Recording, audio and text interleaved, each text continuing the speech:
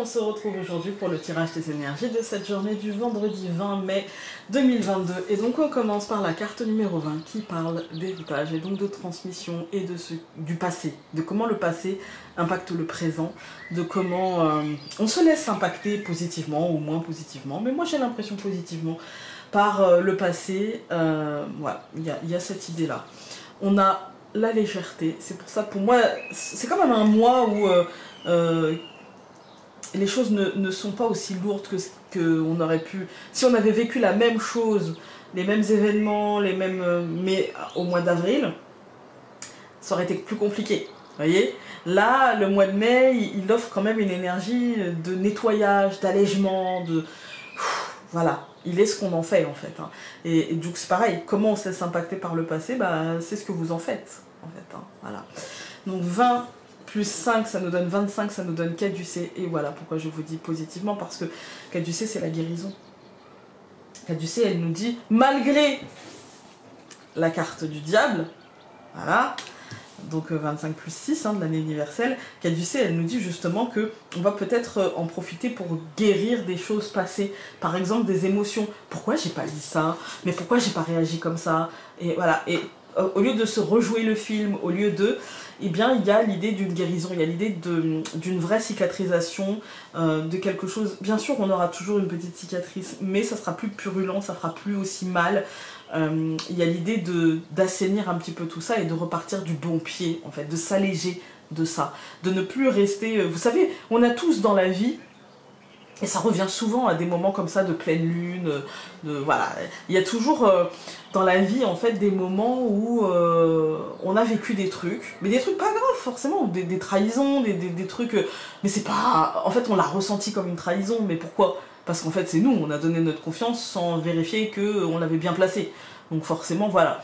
Et en fait, on rejoue le truc et on se dit, mais si j'avais dit ça, si j'avais fait ça, et on est un peu hanté parfois par des broutilles, en vérité, des trucs, voilà quoi.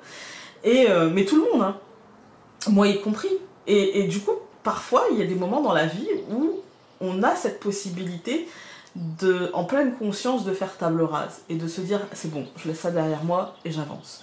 Eh bien, c'est un moment comme ça en fait, un moment où on va pouvoir s'alléger des trucs qui reviennent dans notre tête d'une manière régulière, je dirais pas tout le temps, mais d'une manière régulière et du coup qui deviennent parfois pendant un laps de temps, ça peut durer un quart d'heure, 20 minutes, mais qui deviennent obsessionnels de pourquoi j'ai pas fait ça alors que le truc il s'est passé il y a 5 ans, il y a 10 ans, et là on va avoir la force, je dirais, de solutionner ça. Voilà. Et parfois aussi, on a fait du mal, ça arrive dans la vie, hein. On n'est pas toujours super fier de soi, parce qu'à ce moment-là, ça n'allait pas, pour plein de raisons. Pour plein de raisons. Eh bien, il y a cette idée aussi de faire amende honorable. C'est-à-dire que amende honorable, ce n'est pas excuse-moi et je m'excuse et viens, on repart du bon pied et machin. Ce n'est pas ça. C'est s'alléger. C'est-à-dire que ce soit nous qui ait été victime finalement d'une situation ou d'une personne où c'était compliqué, ou que ce soit nous qui avons été, on va dire, l'instigateur d'une blessure par rapport à quelqu'un, eh bien il y a l'idée de guérir ça. Voilà. Quand on a été victime de ça, en fait, la seule bonne méthode pour guérir ça, en fait, c'est la prise de conscience et l'acceptation du statut de victime, et de se dire, bah ouais, j'ai été victime de cette personne, de son comportement, de ses dires, de ses agissements, et d'accepter ce statut. C'est pas évident d'accepter le statut de victime, mais en fait, parce que quand on se dit je vais l'accepter, ça veut dire après d'un seul coup on se dit bah je suis victime. Voilà, donc ça me caractérise. Ben non, c'est juste que à ce moment-là, j'ai été victime de ma grande confiance aux gens, et comme on dit, trop bon, trop con, mais il y a l'idée de guérir ça, d'accepter ça et de passer à autre chose. Ça me définit pas, mais à ce moment-là, oui, c'est ce que j'ai été. Mais ça veut pas dire que ça va me définir toute ma vie.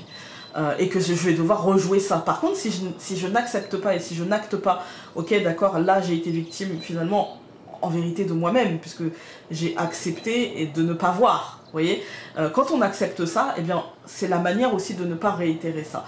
Quand on a fait quand on a été, parce qu'on n'était pas bien, pour plein de raisons, hein. Quand on a fait du mal à quelqu'un, le seul moyen, je dirais, de s'alléger vraiment et concrètement, c'est pas de se dire « je me pardonne ». Oui, d'accord, vous vous pardonnez, c'est très bien, et puis vous allez recommencer le jour où vous n'allez pas bien, et vous vous repardonnerez, c'est très bien. Mais le fait de poser des mots sur du papier, par exemple, ou électroniquement, peu importe, hein, mais de mettre à plat ce que vous avez fait, pourquoi vous l'avez fait, et comment vous vous sentiez à ce moment-là, et de mettre tout à plat, en fait, le pourquoi du comment, à la racine des choses, peut vous faire du bien, peut vous faire du bien. Peut-être que parfois des gens en consultation ont besoin de l'envoyer.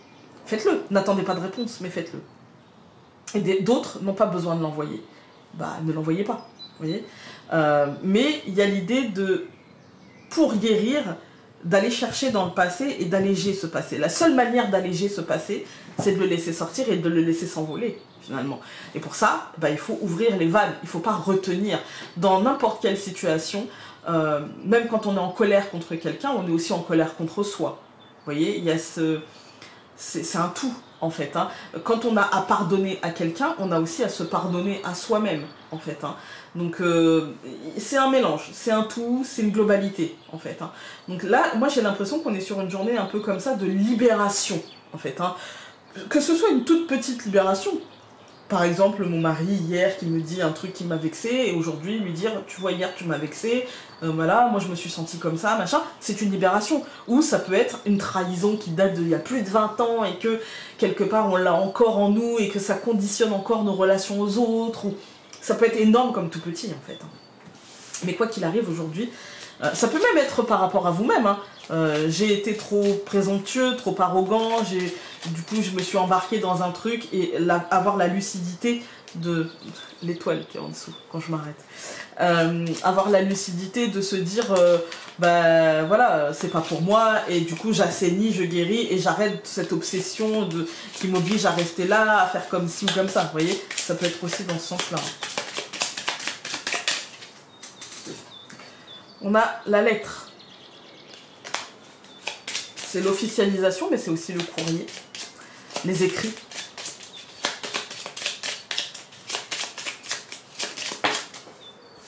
Le trèfle. Ça ne peut que être bénéfique pour vous. Ça ne peut que vous libérer.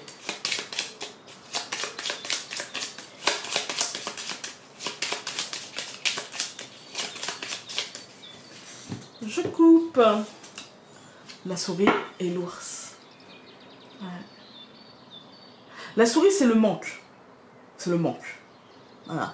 Et l'ours, ben, l'ours, en fait, ça va être la protection. Ça va être la force, le courage. Mais ça va être aussi le professionnel, le matériel, etc. Moi, là, j'ai l'impression qu'on nous parle de manque de courage, en fait. Hein. Qu'on nous dit, ben, il va falloir dépasser la peur, finalement, de réveiller cet ours qui peut se transformer en éléphant dans un magasin de porcelaine et du coup tout casser par ces mots. Vous voyez, par exemple, si j'ai besoin de me faire pardonner à quelqu'un, ou en tout cas de verbaliser que j'ai conscience que ce que j'ai fait n'est pas bien, peut-être que j'ai peur que la personne en face me dise j'en ai rien à faire, tu te débrouilles, de toute façon t'es pas une belle personne, et puis vous voyez, je suis peut-être pas prêt à assumer ça. Et à l'inverse, si jamais j'ai été victime de quelque chose, mais j'ai peut-être besoin que la personne s'excuse, et sans ça, j'arrive peut-être pas à passer, voilà, et du coup, je vais à des moments, je vais me sentir bien, et puis à d'autres moments, je vais me sentir, mais pourquoi j'ai pas fait ci, pourquoi j'ai pas dit ça, et du coup, la souris va tourner dans sa roue, et finalement, l'ours, là, va me dire, tout va bien dans ta vie, c'est juste ton mental qui, voilà, et du coup, en vérité, tout est stable, et je te protège, mais par contre, calme ton mental. Alors, en ce vendredi, nous allons... Oula, ça saute. Nous allons avoir l'enfant, avec un renouveau qui s'annonce... Voilà, qui s'annonce, hein. La clé. Au centre, les oiseaux. La lettre. Les poissons. Moi, j'ai l'impression qu'aujourd'hui, vous pouvez avoir des messages, que vous pouvez avoir des courriers, des messages, des écrits positifs, hein, mais libérateurs surtout, et qui vous permettent de passer à autre chose. En fait, hein, qui vous permettent de basculer vers autre chose. Donc moi c'est plutôt un bon vendredi, il y a un renouveau, il y a des possibilités, des opportunités, mais aussi des portes qui s'ouvrent, vous voyez, comme si d'un seul coup il y avait peut-être des discussions, des messages électroniques, des idées, de l'imagination, mais aussi une officialisation de quelque chose, et du coup, vous voyez, comme un écrit concret qui pourrait concerner l'argent, mais qui pourrait aussi concerner simplement l'abondance, en fait. Hein. Le Lenormand ici nous dit que ce soit professionnel, que ce soit relationnel, que ce soit matériel, peu importe, il nous dit en fait qu'il y a un vrai renouveau avec vraiment des conversations qui vont bien se passer, avec des choses qui vont se débloquer, et on va pouvoir passer à autre chose. Je vais tout recouvrir. Donc je recouvre l'enfant par le renard, je recouvre la clé par le cercueil, je recouvre les oiseaux par la lune, je recouvre la lettre par la cigogne, et je recouvre les poissons par la femme. On a quand même beaucoup de cartes qui ressortent. Hein. On a ce renard et ce cercueil. Moi j'ai l'impression que c'est la fin d'un mensonge, que c'est la fin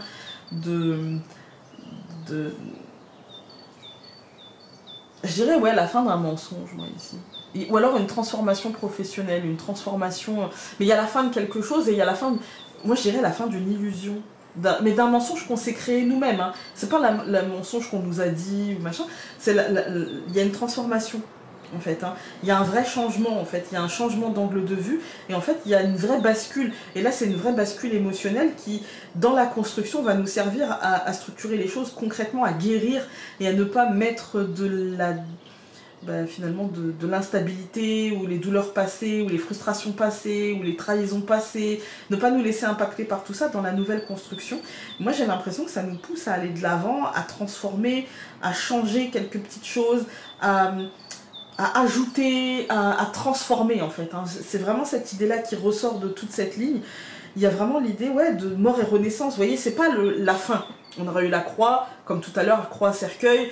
Bon, c'est la fin d'un cycle et le renouveau d'un autre. Bon, ici, on aurait eu juste la croix. Je vous aurais dit, voilà, il y a une fin. Mais là, c'est le cercueil. C'est-à-dire que le renard, qu'il représente votre activité quotidienne, votre travail ou ce que vous faites au quotidien, ou qu'il représente une espèce de frustration, de trahison, ou qu'il représente une attitude un peu rusée, un petit peu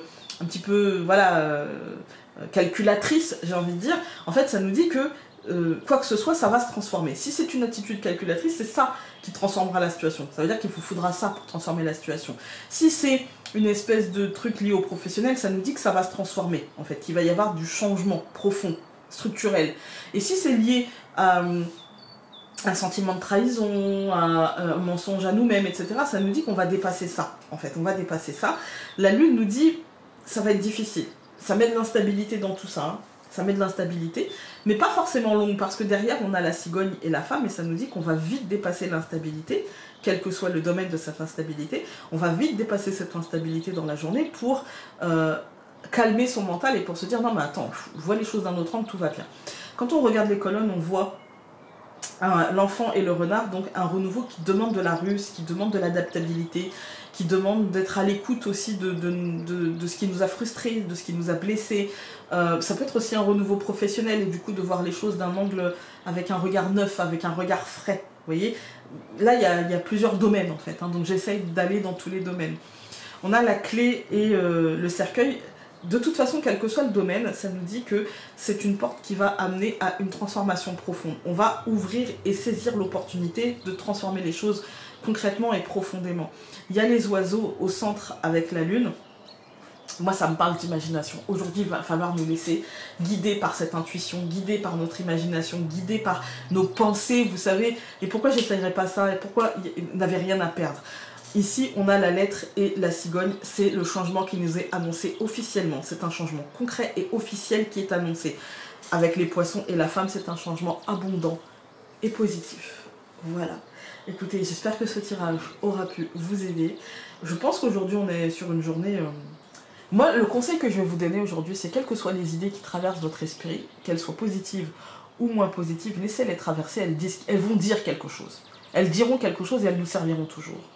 Voilà, écoutez, je vous embrasse très fort et nous, on se dit à lundi pour un nouveau tirage. Salut!